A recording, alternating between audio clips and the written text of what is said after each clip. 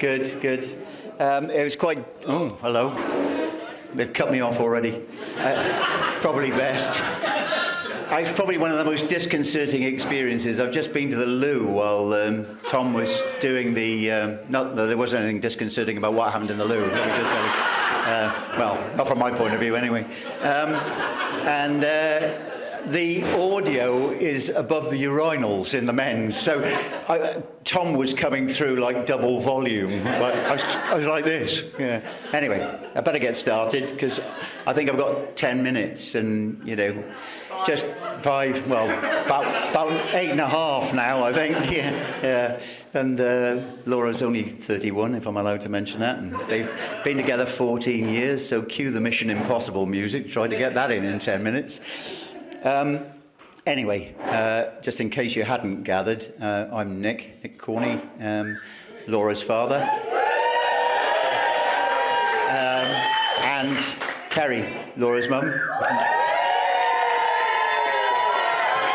Bigger cheer from the girls, I see. I've obviously lost it. And looking very lovely, may I say. Oh, there's a save. Listen, it's absolutely lovely to see you all here today. Obviously, friends, family, loved ones. Friends are loved ones, everyone's loved ones, really. So it's been beautiful to share the day so far and the ceremony with all of you. So thank you very much for coming. I know people have come from Scotland, Yorkshire, Cornwall, London, and of course from sunny Wales. Shamai. So anyway, the perceived wisdom is that I'm supposed to say a few complimentary things to Laura, always a struggle for me,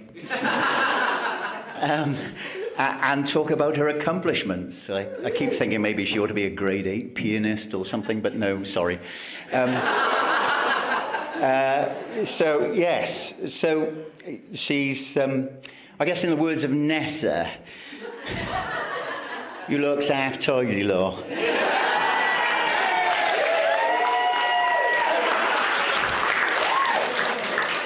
But to be fair, you look absolutely beautiful. And this bit's going to get me, but as beautiful as the day you were born. So, for us. So, yeah. Anyway, I guess I better start into the story, because that supposedly was 1 minute of my speech. Oops. So anyway, Laura was born, if it may come as a surprise to you. She was born 27th of December 1992. Her poor mother was in labour for 14 hours, absolutely exhausted at the end of it. Laura came out, and the first thing we said, wasn't it, when she came out, was amazing red lips. They were just really big red lips when she came out. And I thought afterwards, well, if I didn't know any different, I'd swear she'd been in there for 14 hours doing her makeup.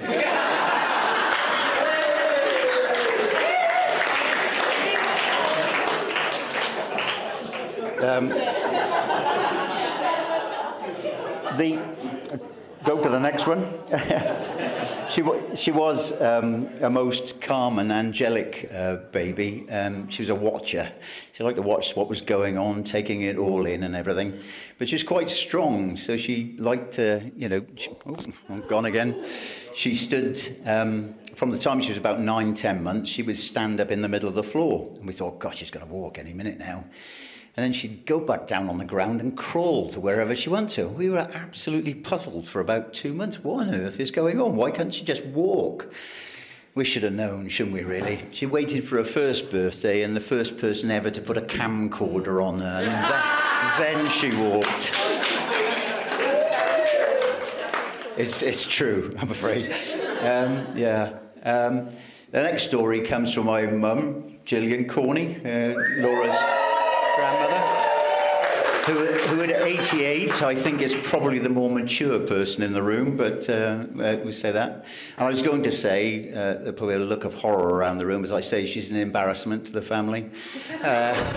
She's an embarrassment because her general knowledge is so phenomenal. In fact, her knowledge of most things worldly-wise. So whenever you get into a quiz with her, we all get absolutely hammered by her.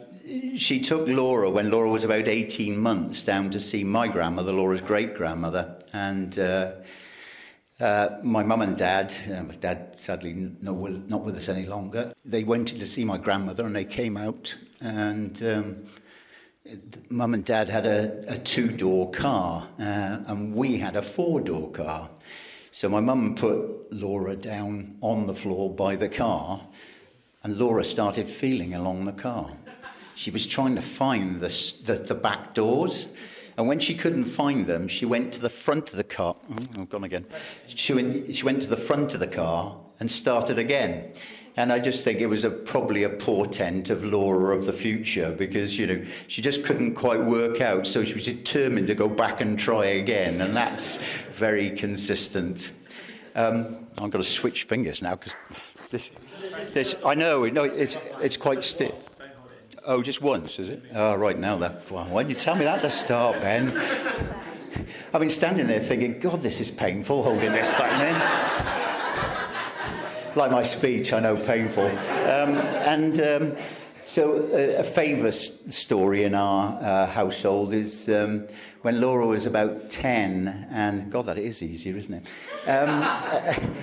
Jack, her brother, is about 15 months younger and school year below, which is relevant to something later.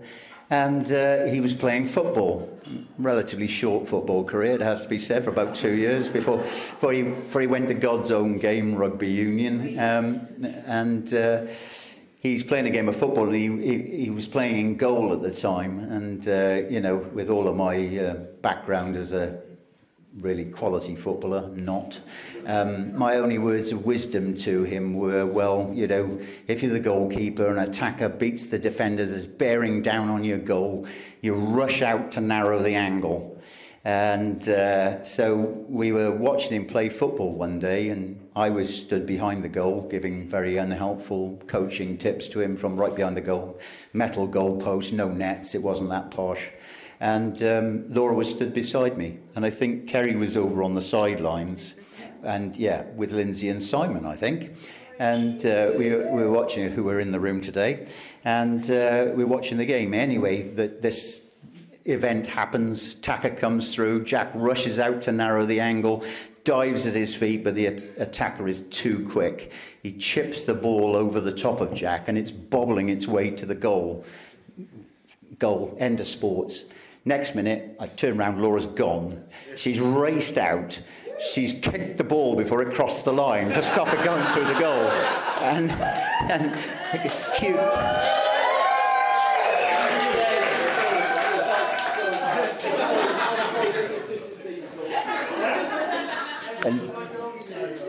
And Q sort of absolutely baffled spectators, players, referee, didn't know what to do. We're all in stitches, and it was brilliant. And I think, from my point of view, obviously you're biased as a parent, but to me that story is the epitome of Laura. She's fiercely competitive, but she's also fiercely protective of her loved ones. And she didn't want her brother to be beaten on that day, so she wasn't letting it happen. So...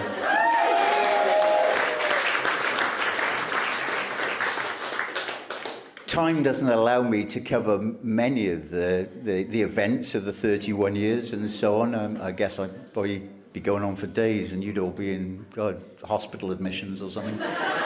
And but I just mentioned very briefly the fact that she used to love her art from the time she was little. Went on to do art A-level, and the art teacher still won't give her one piece of artwork back from Whitchurch School. And she used to have paint everywhere, handprints. God, we got handprints, so many handprints in the loft. If anybody wants handprints, you can have some. And and glitter everywhere. And the other thing that's memorable for us was the antenatal group, which ended up being about 6 couples originally. And between them, I think we were the only ones, and one other couple were having their second child. Everyone was having their first. By the time the lot had finished, there were 20 kids between 6 couples. And they used to socialise, the mums particularly, and in fact we went away on holiday and things like that. And there are some of the antenatal group here. Lovely to see you, and many happy times is all I'll say. The only other thing to add, just in case you weren't clear, I know accents can be a problem, but that word I use those two words, is antenatal, as in before birth. That is not somebody who's a relative called Auntie Natal, Ben. Sorry to say that's true. He said he did say, bless him, he said, who's Auntie Natal?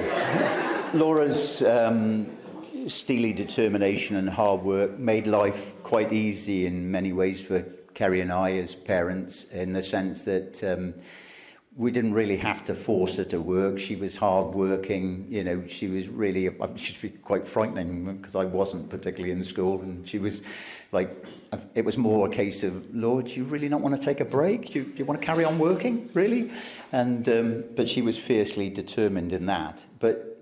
And she didn't let her social life get in the way too much, although she tried to go for a balance. And I still say to this day, with my lawyer's hat on, that her being disciplined for smuggling vodka back on a school trip was a case of mistaken identity, I'm sure.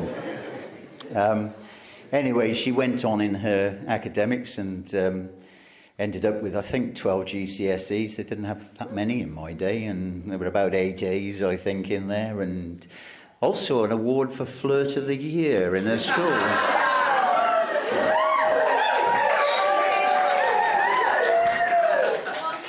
Ben's not impressed. To this day, I didn't realise it was a GCSE, to be honest. But anyway, she went on to get 3 fabulous A-levels and went to Bath University and got a really good degree. Although beat herself up about the fact she was 2 marks off her first. But anyway, that's her steely determination and a desire to be as good as she and the best that she can be. And those are all traits of which, and sorry if it sounds a little bit like I'm boasting, rehearsing her qualifications, but it says you talk about someone's achievements, and to us as a mum and dad, those are her achievements. So, and we're very proud.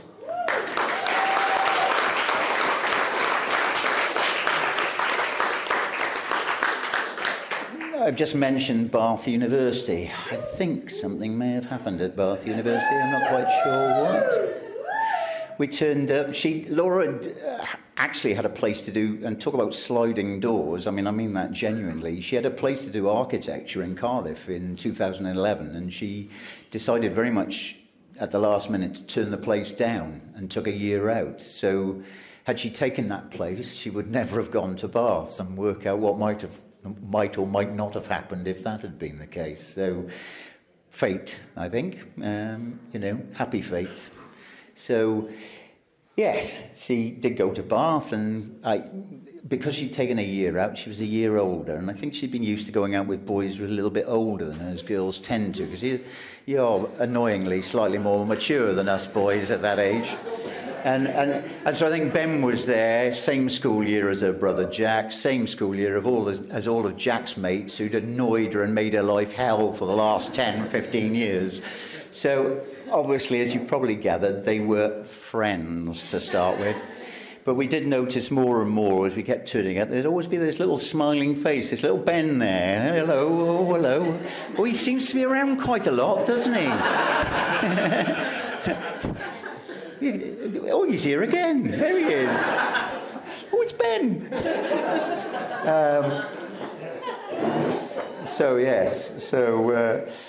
For those of you who haven't worked it out already, Ben is a toy boy.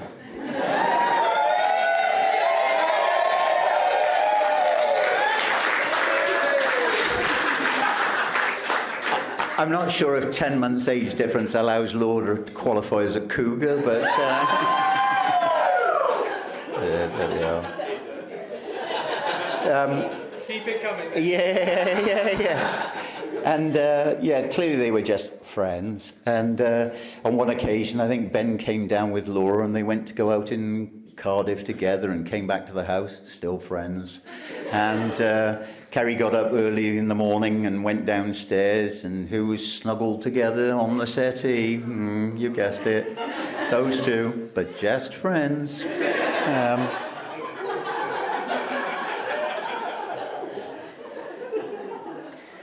Yeah, and then in their second year, I remember they moved into a student accommodation called the Chapel.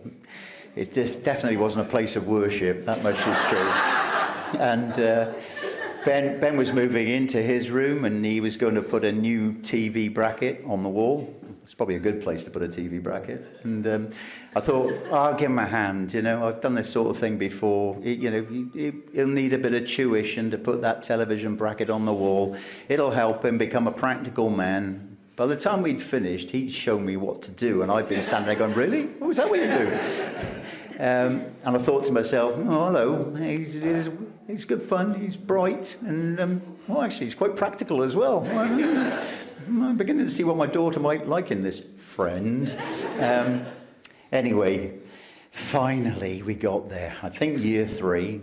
There's still a little bit of confusion. There's language about they were dating and they were going out. And I haven't quite worked out what the difference is, but they did eventually start going out. That was 2014, so I think it's safe to say that they don't rush into things, these two, to get here today. But here we are today, and what a beautiful day it's been, and so on. And as a couple, then they didn't live together initially for quite a while, for a reasonable period of time. But then, was it the year before the pandemic?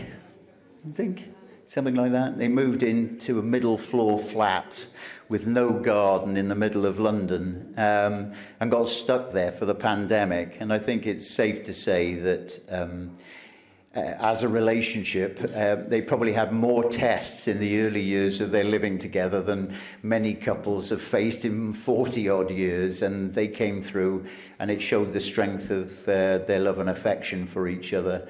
And they were brilliant through the whole period, and it was lovely to see. I think one of the things I just wanted to say was that through all the time of meeting Ben, whether as a friend or as a boyfriend, partner, was his caring, courteousness, his respectfulness, genuinely to people. Sadly, we probably didn't get to meet Ben and his mum and dad as much as I think we all probably would have liked over the years, but time and work and that sort of thing. But it's quite clear that as a families we shared values, and it was quite clear to us, I think, Kerry and I, that he was a tribute to his mum and dad and to the upbringing he'd had, and that his care and courteousness and respectfulness was something he carried not just with us, but with friends, with family, and even with strangers. And obviously, probably more important for us, in the care and love and support that he gave to Laura.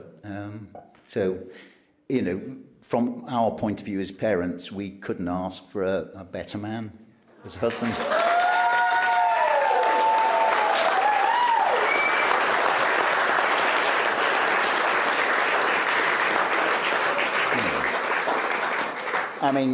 I just wanted to say to you two, obviously 10 years in now, and I guess today has been a beautiful day and a celebration of the first 10 years of your relationship, but almost the icing on the cake of your past.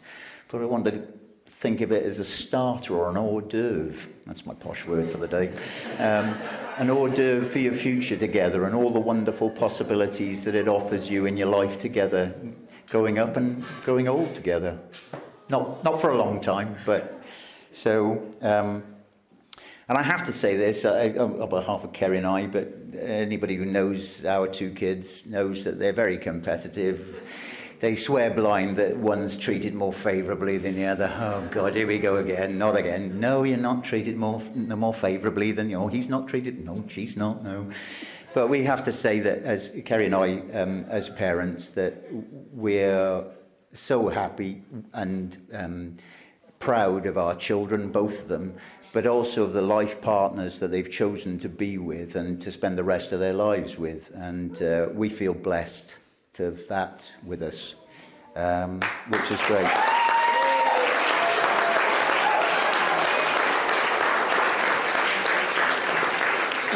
You'll be glad to know I'm drawing to a close. For those of you who have got your stopwatch on, I know I'm going to get into trouble. Laura's never going to let me forget this. Oh, Simon, thank you very much. Apparently, perceived wisdom, the suggestion is that the father of the bride gives somebody advice on marriage. I'm thinking, oh dear, there's a car crash waiting to happen. I'm just worried that anybody is qualified to give you the best advice on a perfect marriage, but I guess it's definitely too late to say don't do it. Perceived wisdom, Ben, is that you should just say yes to anything your wife asks, unless your wife tells you that the answer is no.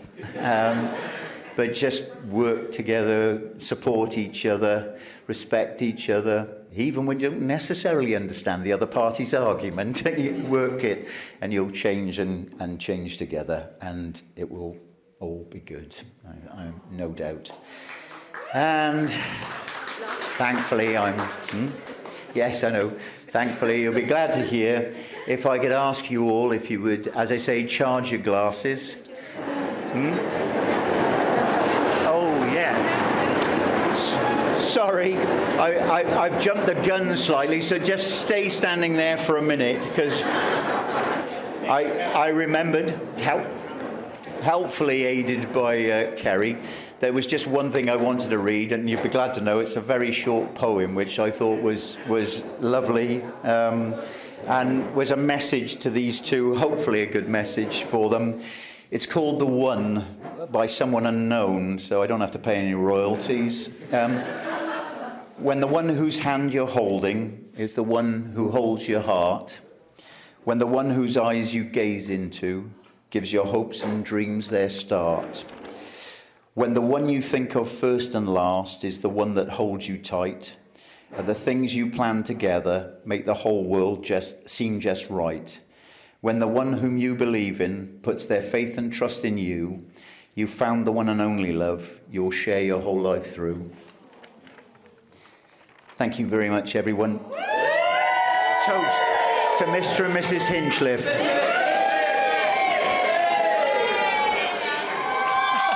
All right. I've got written down here, Nick, thanks for the great speech, and thank you for sticking to the allocated time. But we all knew that wasn't going to happen, eh? Hello and Shemai.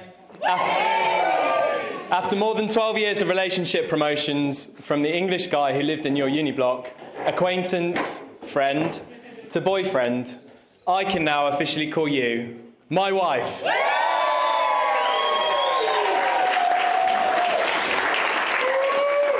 All of your incredible work today has just been put in, and all those Wedmin weekends are truly, truly worth it, even if it has been at the sacrifice of my golf handicap.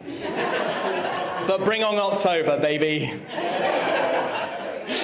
My wife and I are so happy that so many of our closest friends and family are here today on the most special day of our lives. It wouldn't actually be possible without the incredible generosity of my parents, Laura's parents, and Gillian. So thank you so much for the help. To the bridesmaids. To Lauren, Steph, Jade, Nia, and Megan, you've all been such incredible friends to Laura over the years. You're also caring and occasionally crazy.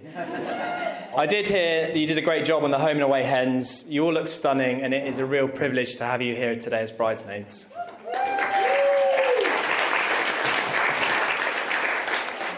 Lauren, Laura's maid of honour. You've travelled all the way from Scotland with Nikki and little Lyra today, having given birth only 3 weeks ago. So thank you so much for being here. And Steph, I definitely owe you. I don't think I'd be stood here today if it wasn't you whispering in Laura's ear in first year saying, What about Ben? To my groomsmen, Humpo, Neil, MC Tash, and Ben Morrison, four truly top lads. Thanks for everything. No, I joke. Humpo, half of my best man today. I've had the pleasure of knowing you for the best part of 16 years. A truly great friend who would do anything for me. And I can't wait. I can't wait for you to let your new hair down later.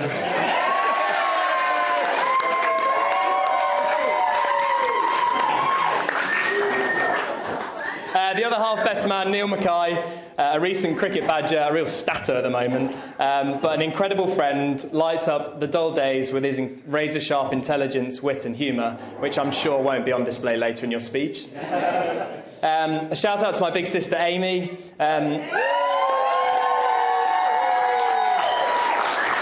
You read so beautifully earlier. I'm so proud of you, but please slow down because your running is embarrassing me at the moment. And to Jack, fantastic witnessing earlier, my friend. Executed perfectly. And I think this guy is actually the best storyteller in the room, so someone get him a whiskey and unlock the magic later on. To my new in-laws, the first day I met you both was arriving at Bath University. I couldn't believe my eyes when I both saw you lugging at least 10 suitcases full of clothes, cutlery, hair extensions up 5 flights of stairs to Laura's uni room. And I saw firsthand the lengths that you go to for your daughter, and it's been true ever since. Kerry, you always put a big smile on my face and greet me with a biggest hug every time I see you. And these hand-baked Welsh cakes that you see in front of you, Kerry put so much hard work into those, but also a lot of the effort that went in today. So thank you so much, Kerry.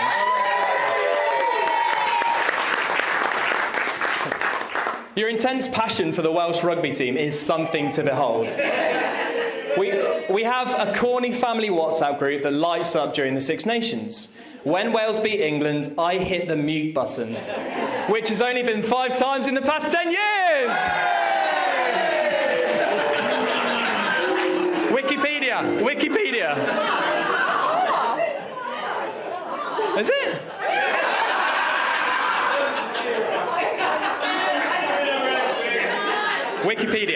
Wikipedia.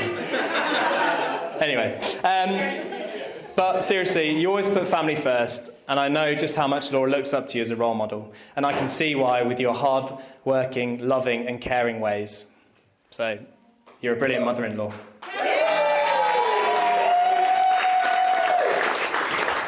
Nicholas, or shall I call you the judge?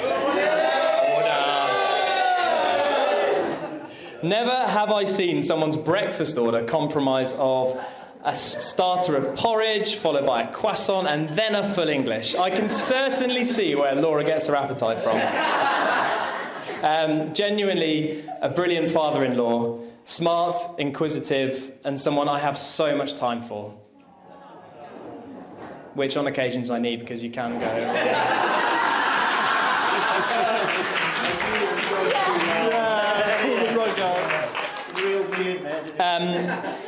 Not making decisions quickly as a couple, but also individually, it took me a long time to come up with asking to Laura to marry me. So one Saturday morning, me and Nick faked that I forgot my golf shoes. He'd offered to take me to American Golf, and we went for breakfast instead. I think we both knew it was on the cards. A couple of full fry-ups and 2 flat whites, and maybe a couple of tears later, Nick gave the nod to marry Laura, and I was over the moon. Returning to the car... Sorry. He actually thought I was going to say no. Returning to the car, slapped in the middle of your windscreen was a big yellow parking ticket. That was a sign this is going to come at a price. But a true man of your word, Nick, somehow you managed to keep the secret from Welsh's greatest detective, Kerry Corney. So when we FaceTimed from our holiday to share the good news, Kerry was genuinely confused, shocked, but you were both so excited for the news and obviously everything that was to come after that. You're both fantastic parents to both Laura and Jack, and I honestly couldn't wish for better in-laws here today.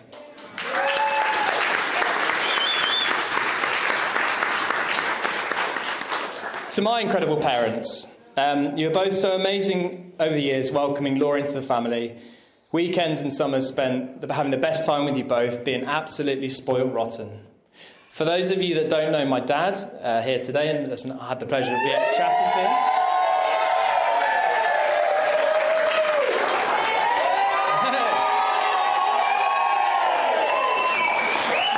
Here's a quick summary. Funny, a bit of a prankster, a great taste in music, and some very interesting dance moves. And people wonder where I get it from.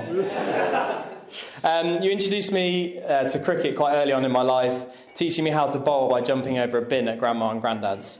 I bet you wish you hadn't. That one time I whizzed a bouncer past your nose at Narborough Nets when I was 12. So, but you did come down the wicket, Dad, so what did you expect?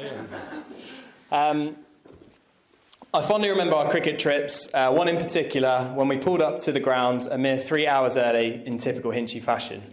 My heart sank as I remembered that I had iron trousers that Mum had prepared the night before still hanging in the wardrobe. However, being the problem solver you are, you managed to find a sports shop in literally the middle of nowhere, sewed the trousers to a respectable length, and allowed me to put my best foot forward. You've done this ever since I can remember for our family. Your selflessness, resilience and strength in the toughest of times goes to show what an incredible person and dad you are. I love you.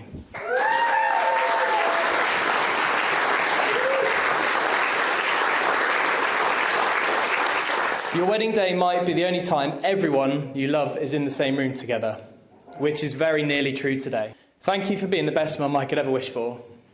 Your infinite love, care and support meant the world growing up.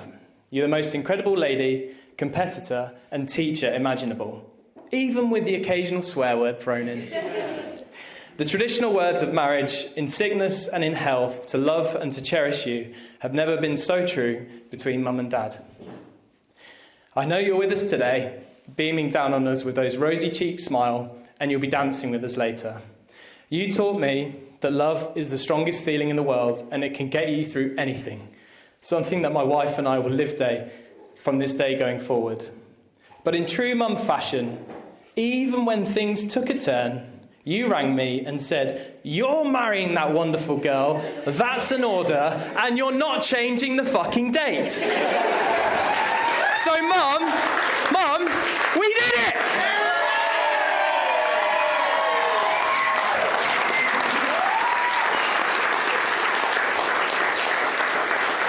So please be upstanding for a toast.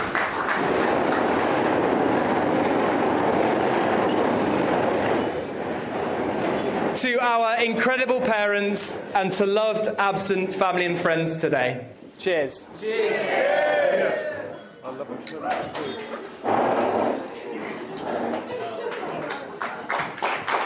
Hang on. Be seated. By the way, the crowd goes absolutely wild for this next bit. Laura Hinch!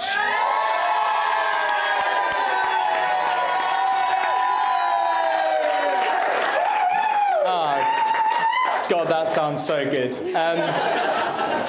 I have written down here some stuff about you walking down the aisle, but I think everyone who saw me just saw how much of a mess I was, so I'm just going to skip that a bit. But seriously, your determination, drive and organisation to make today so special for everyone here today is just a glimpse into what I see and probably the parents see every single day.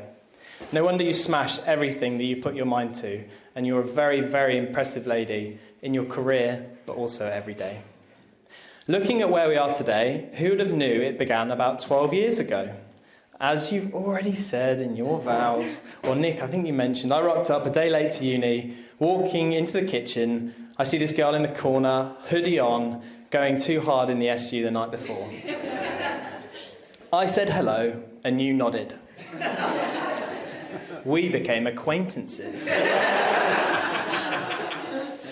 I would describe the initial phase of our relationship as a Lion King journey. You as Nala, and me as Pumbaa. A few weeks into uni, I'd actually snuck into your room whilst you're away at a lecture. Bit weird. But, hang on. The intention was twofold. One was to talk to this rocket Welsh girl, and two was to watch some TV. But the problem is that I'd let out a little air biscuit, and you came back from your lecture early. But for some reason, you didn't kick me out. We then watched Eggheads together. It was 2-2 going into the final question of a multiple-choice sports round. Who is the leading test run scorer? I confidently answered, Brian Lara, and you answered, Sachin Tendulkar. And you were right, and I was smitten. But I bet you were thinking, who the hell is this trumping English bloke in my room talking to me about cricket? Get me back to Wales. Second year came around and we lived in the Haunted Chapel, as Nick mentioned, and we genuinely did become good friends. We would FaceTime each other during the summer. Mum and Dad would catch wind of these conversations, raising eyebrows with the occasional wink. But no, honestly, nothing's going on. We're just friends. We're just friends. But define friends. I don't think they're supposed to make your day every single day and be so smart, driven, caring, and outrageously attractive. Third year came around in London, and I think things started to make sense. You claim it was random, but for the most organised person I know, deciding to move in just one road away from me in the whole of London, I think that was part of your plan.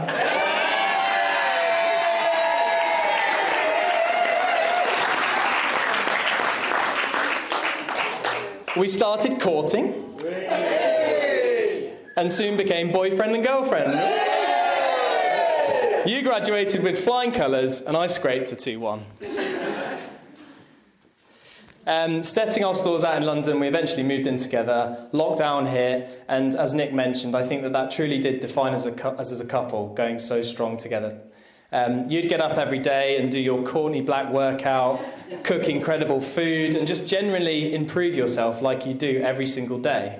Whereas I just learned the best loadouts on Call of Duty. We bought our first property together, and you made the house into a home. Your incredible creativity, vision, and determination led to many an amazing DIY-filled weekend together. And here we are today as husband and wife. However, one thing that I've not managed to get across is just how adorable you are. And the passion that you definitely get from your mum about anything fluffy. Sometimes I think, like when I'm sat at home, I think Wales are playing rugby on the TV. I hear you scream and shout, go, go, go, go, go! No! Yes, yes, yes! But it's actually just another cute rabbit that's evaded a predator on a David Attenborough documentary. But no, in all seriousness, what I love about you the most, Laura, aside from your obsessions with cheese, pasta, and a good itinerary, is that we can be completely who we are with each other. And being with you is all I've ever wanted. I am the luckiest man in the world, and that's because I have you. And with that, I would like to make a toast.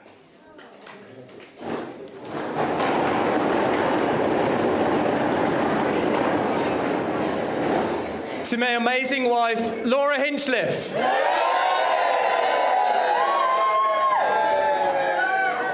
Congratulations.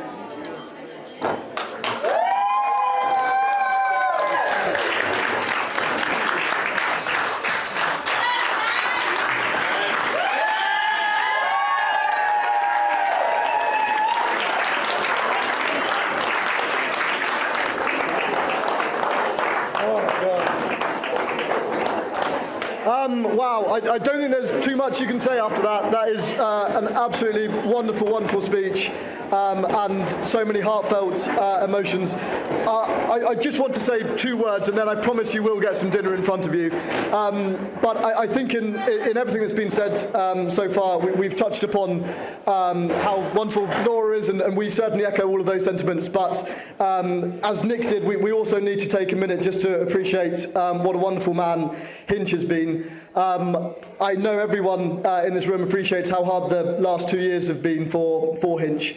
and the way he has tackled and held himself in that time has been absolutely exceptional. He is a true embodiment of a gentleman. He has always had time for us as friends, despite what he's been going through. He's carried himself amazingly with a smile on his face and with a positive mindset. And I just want to thank him for that, and I think it's...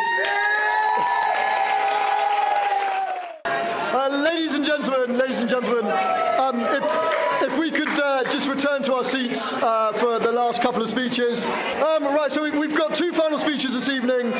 We're going to hear from Megan, who is one of Laura's bridesmaids, and then we've got the co-best men in James Humphrey and Neil Mackay. So I'm going to hand over to Megan, who's going to say a few words about Laura Corney. Okay, there's so many more. It's not on. Yeah, just press it once. Hello? Yeah, press it Hello? once. Okay. I never envisioned this many faces looking at me when I wrote this. So, hi everyone. Firstly, for those of you who don't know me, I'm Megan, and I've had the absolute privilege of being friends with Laura since primary school. I've been lucky enough to share every stage of life with her and call her my best friend. Today, I have the absolute honour of standing by her side as bridesmaid and being part of this absolutely beautiful day. I'm sure you would all agree with me that Laura is an incredibly beautiful girl. But wow. How have you got even more beautiful today? You look absolutely sensational. And Ben, you're a very lucky boy.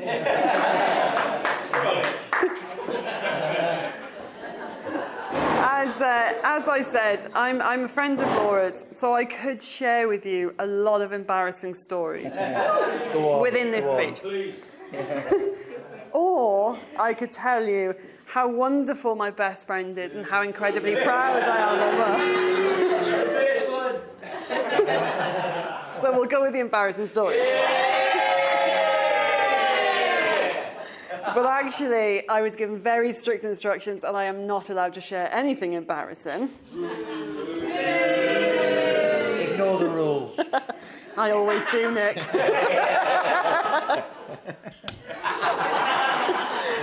But you can find me later if you'd like to hear any, such as the real reason why us girls nicknamed Laura Kim Kardashian. Not just because of the looks. And as many of you may have seen on her hen, the theme was Kim Kardashian, along with Kris Jenner, mom manager, aka Kerry Corney.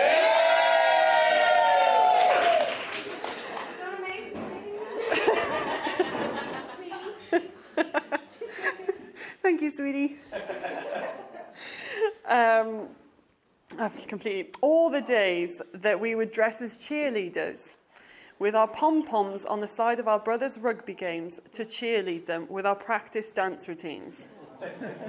Or even the time... Nick, you stole this one, not going to lie. But even the time that Laura went to Paris on a school trip and got suspended for drinking alcohol. And whilst we're on the subject of alcohol, the times that Laura would often fill fruit shoots filled with vodka and turn up to school. I was due in my German class. I can't speak German anymore. But at the time, I was due in my German class. Laura snuck round the corner and said, "Excuse me, Megan, would you like some fruit shoot?" I said, "Yeah, please, I'd love some, yeah." I took a couple of sips and I thought, geez, where's that? That's not fruit shoot. All the time that Laura was approached by Chris Brown whilst we're in a club in Marbella.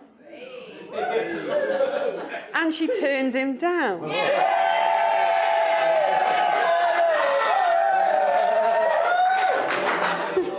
So Ben, it's official, you're hotter than Chris Brown.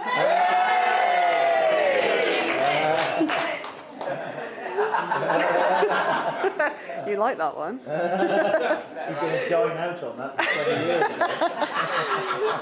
years. We've shared many moments together through the ups and the downs of life. We've truly come to understand what it means to be best friends. We've been there for each other through the good times, the hard times, and a whole lot of hangovers. We've shared a lot of tears and a lot more laughter. I know I wouldn't be the person I am today without her, and I'm so proud of the woman that she has become and the life that she has developed for herself. But like I said, no embarrassing stories, and back to the married couple. Watching Laura and Ben fall in love has been nothing short of magical. From their first hello in university, becoming friends, to the moment they realised they were meant for each other. Their journey has been a testament of true love. Ben, in Laura, you will have a very caring, supportive, loyal, and loving wife. But most importantly, you will have somebody to forever organise your life with her intensive itineraries. For those of you in the know, I have never known someone who makes itineraries like Laura. But the wedding itinerary that we were delivered was intense. We're selling 8-page copies later. Jade, one of the bridesmaids here to the left. Any of you? Yep, there she is. You took the time to read said itinerary, didn't you? All 50 pages, yeah? No. Okay, so Jade missed the itinerary note to the bridesmaids. Please arrive in your shorts and t-shirts. So Jade missed that part, and she'd only brought her Eeyore nightie. This said nightie has been passed down from her mother to her, and she decided to bring that today. Laura's response to this was, "Don't worry, we can Photoshop you out."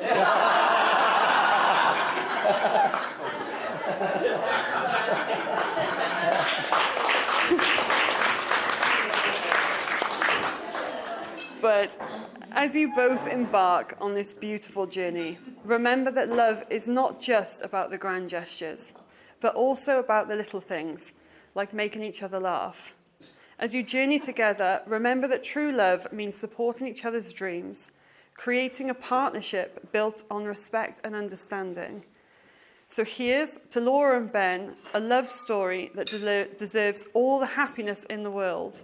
May your days be filled with laughter, your hearts forever intertwined, and your adventures together never ending. Cheers to the happy couple.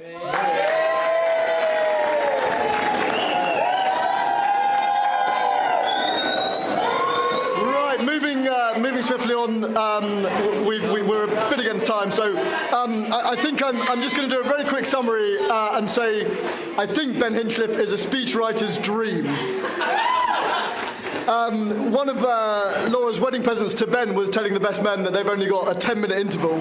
I think we've got enough stories to fit into hours upon hours, but I will hand over to the best men and see what they've come up with.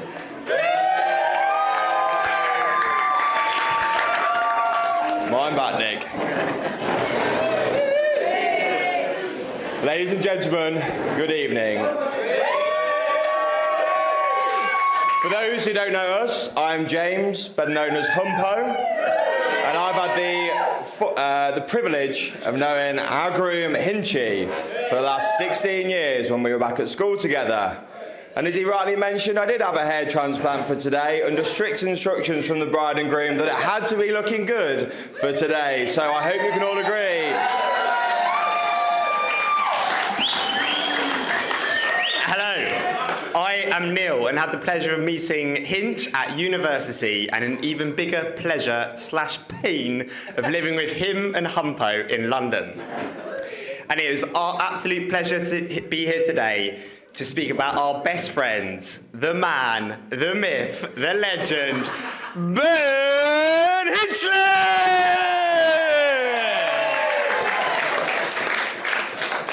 A man so indecisive he couldn't pick one best man. But fortunately for you all, that means double the dirt, double the charm, and double the sex appeal.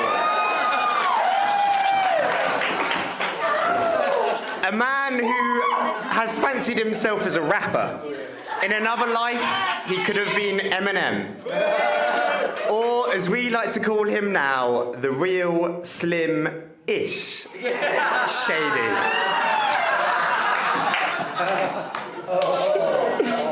And a man who spent 21,374 minutes playing golf since they got engaged, and only 301 minutes on Wedmin.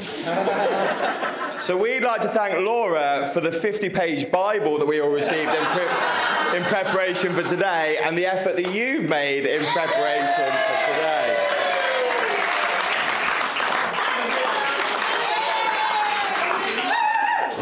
And looking around the room today, it's so nice to see friends and family integrated. We have everyone Welsh on the left.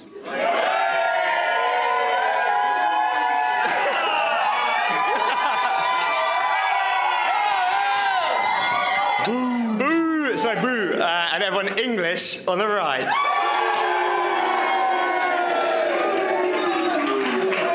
Laura did not want you lot to mix. Probably for the best. Enough charm?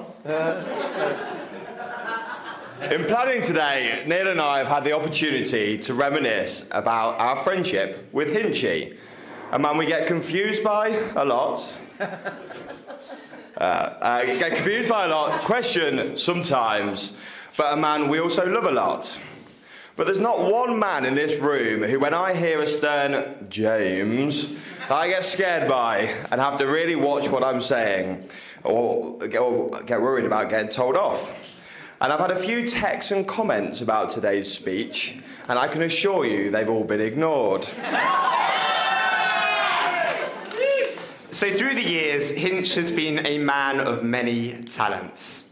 Leicestershire County cricket player, finest magician with cigarette ash, if you know, you know, and half marathon runner. Now we say runner and not finisher. Because normally he is found around the 12.2 mile mark in an ambulance with a thermometer where the sun does not shine. Perhaps leave the long distance running to Amy, Ben.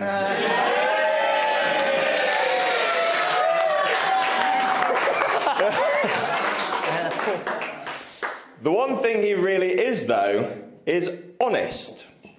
Sometimes too honest. One day back in Leicester, Martin had found something under Hinchy's bed and gave our groom the opportunity to hand over said object. Hinchy, reaching to the right-hand side of the bed, not the left-hand side of the bed where the crate of Foster's was stashed, reached to his favourite collection, and I mean massive collection, of his FHM, Zoo, and Nuts magazines.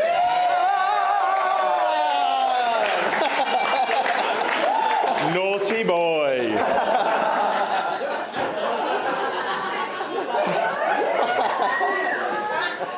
How unfortunate. Now, we only hope that Martin didn't choose to recycle those magazines and put them in the bin. Now, there are two sides to Hinch. We've heard about the honest side, but there's an alternative side to Hinch, and that is Hinch on a night out. Just one little sip of snakebite, and we are off. Now, I see many in this room have experienced the magic of a night out with Hinch, and a few of you are accustomed to his signature dance moves. And for those that haven't, I would like to show you in person with my beautiful assistant, Ben Hinchliffe!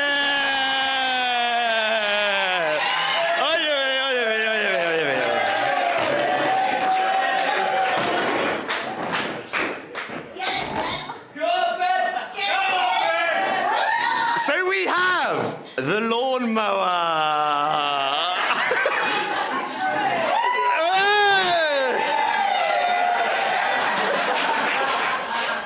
The the shopping carts. You don't.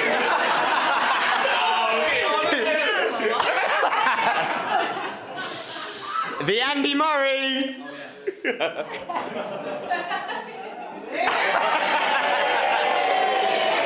And if you are really, really lucky, the John Daly 7-iron hit with a club twirl afterwards.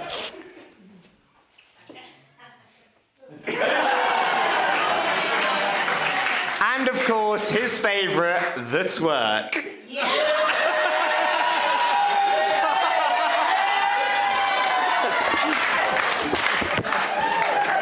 We'll see that on the dance floor later. Hinch's risk-taking capacity increases tenfold after one single beer. Whether he's found at the casino playing roulette, chasing Red 36, unsuccessfully, stubbing out cigars on Doris's hand, or finding risky places to go to the toilet. So one night out in Bath, Hinch was relieving himself next to a hedge near a main road. Suddenly, he hears sirens. Nee-naw, nee-naw. A police car is approaching. A panicked Hinch ducks as not to get caught. Now, I don't know if many in the room have practiced ducking whilst midstream, but it does not end well for the chinos. Now, despite his chinos being covered in dark patches, Hinch could not leave his friends or the night out behind. Hinch, a quick thinker, quickly reversed his trousers so that the bouncer wouldn't notice as he went through the queue. Now, it is no surprise that Hinch firmly remained in Laura's friendship for 2 years with acts like that. Hinchy remained in the friend zone for a while, and after a few failed attempts and sleepless nights spent in our flat in Clapham, he thought, how could he turn things around? The game was on, and after multiple nights out, texting, and his best attempts at romancing, Hinchy and his now wife were finally together. However, from there, I've never seen someone get more comfortable. 2 years on, we were back living together. Hinchy in South London, Laura in North London. And every Sunday, Hinch would be summoned to the north. On a hangover and with his life and possessions all over the place. A normal Sunday would look like Hinch arriving on the sofa in his baggy pyjamas, piecing together the night before. We'd play FIFA all day, and true to form, Hinch would be gambling, this time for iron shirts. And FIFA was no good at FIFA? Hinchy was no good at FIFA and always lost. It was never long before Hinchy's groans about how he once again had to make the 1 hour trip to see Laura commenced. From a boy who was chasing to a boy who was groaning. 3 hours later, he'd finally have ironed 10 shirts for Neil and I for the week ahead. He'd packed his bag and texted Laura 3 times that he was running late before a romantic Sunday night in. Although from what we heard, after a late night out the night before, it wasn't what you might expect. Instead, he'd be fast asleep, snoring and air biscuiting away. So as we've said, we've both had the pleasure of living with Hinch. And over the years, we have learned a few Hinch household tactics that you can all take away with you at home today. It's miserable. If an unwashed bowl, mouldy bowl, is left just outside your bedroom for 1 month, then you can all consider that washed and no longer any of your responsibility. If your partner asks you to make the bed before you need to play golf, for speed, it is okay to make your side of the bed and not hers for the utmost haste. And there's no such thing as having too many cricket bats in one bedroom. Don't ever buy a wardrobe because you can store 3 months' worth of clothes on your floor. And when returning from a holiday, if you don't unpack your suitcase and leave it long enough for the next one, then your suitcase is already considered packed. If you don't fancy washing your bed sheets, it is handy to have a sleeping bag nearby. If you sleep in your sleeping bag on top of a dirty sheet, it is not only saving time, but also remaining hygienic. That's the next part.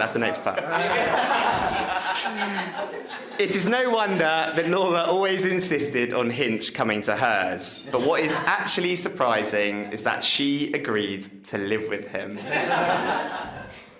Now, supposedly Hinch is a little bit more house-trained, and we think that is something quite key to their relationship.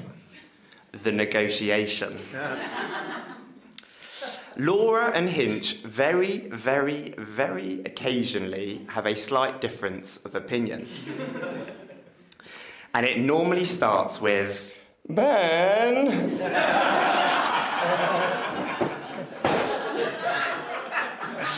So let's see how the negotiation goes. So Laura is up against a Morgan Stanley fund sales director, skilled in negotiation, closing large deals, and primed in relationship management. There is only going to be one winner. So let's see how this goes. I will be Hinch.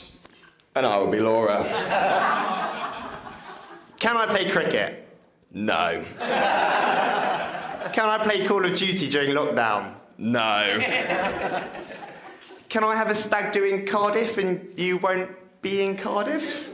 Absolutely not. Can I get some pussy? Yes. Of course we can get a pussycat. Sorry, Jill. Sorry, Nick.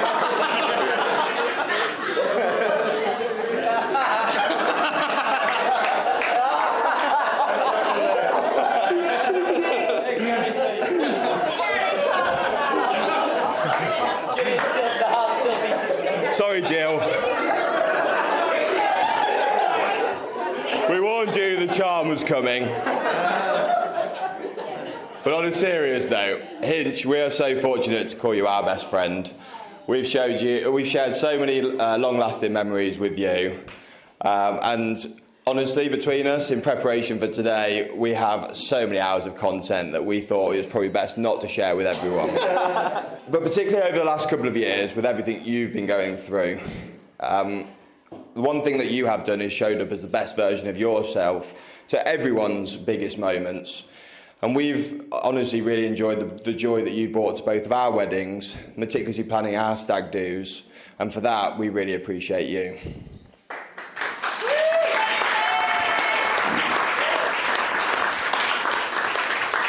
Hinch, you have one of the most vibrant of personalities and persistently bring laughter to any round of golf or pub session. You are intelligent and can charm anyone, particularly parents.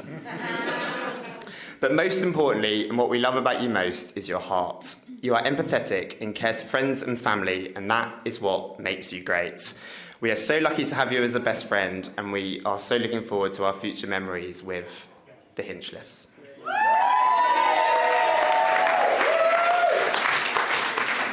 Laura.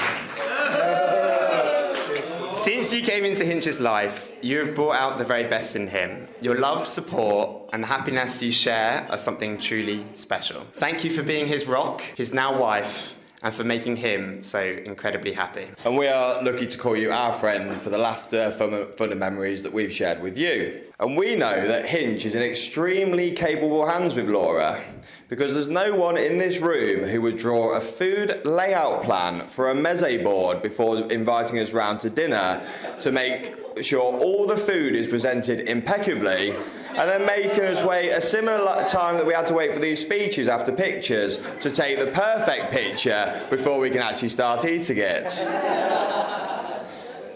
But we are very much looking forward to Mr. and Mrs. Hinchliffe having us round for dinner again. Now, between the two of us, we have 32 months of marriage advice. So if we think, given with all that experience, we have some parting words for you both. Your marriage is so important, but so is Hinchy's time with his best men. So Laura, you will want to go out for Saturday brunch, but I cannot tell you how important that it is for Hinch to come and play golf with us on a Saturday morning. Do we have an accord? Lovely. Hinch and Laura, you are lucky to have English and Welsh roots. If you would like your children to enjoy watching football, rugby, or anything, they have an easy choice to make.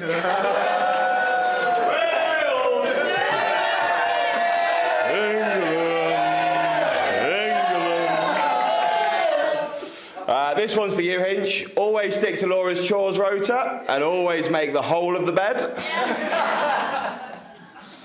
This one also for you, Hinch, actually.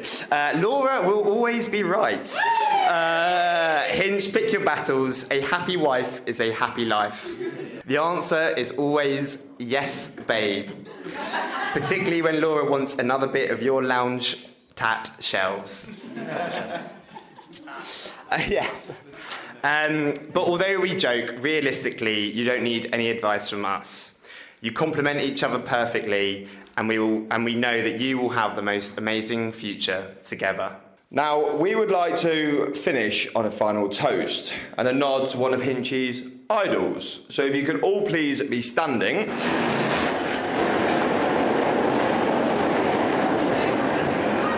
We'd firstly like to thank you for letting us entertain you. Ben and Laura, may your marriage together be as fun and as vibrant as Rock DJ.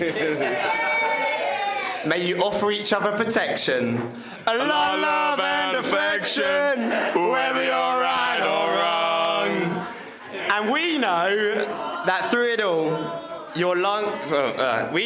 throughout your long and happy lives together, you will always feel real love. To Mr. and Mrs. Hinchliffe.